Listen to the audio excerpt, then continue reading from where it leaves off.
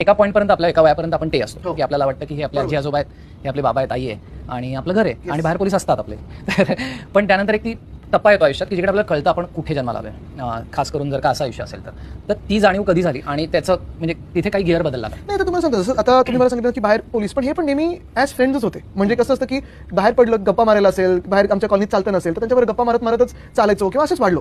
पण मातोश्री हे नेहमी आम्ही घर म्हणूनच बघितले. अजूनही पण एवढी माणसं आसपास असणं म्हणजे आता विचार करा ना, एक फॅमिली आपली आहे प्लस एक्स्ट्रा फॅमिली जे सिक्युरिटी आहेत किंवा तुझे गार्ड्स आहेत किंवा हाऊस हेल्प आहेत. ते अनेक वर्ष असल्यामुळे एवढे ओळखीचे झालेत. आता गप्पा गोष्टी होत असतात. लहान असताना आम्ही क्रिकेट वगैरे हे सगळं खेळायचो. इनफॅक्ट असे पण काही किस्से जिथे आजची एक महत्त्वाची मीटिंग चालू आहे, कोणतरी केंद्रातले मंत्री आलेत किंवा कोणीतरी महत्त्वाचं डेलिगेशन आलंय आणि त्याच हॉलमध्ये आम्ही लहान मुलं म्हणून क्रिकेट खेळतोय आणि ते क्रेझी बॉल. म्हणजे तुम्ही विचार करा आम्ही किती वेडेपणा करत असतो.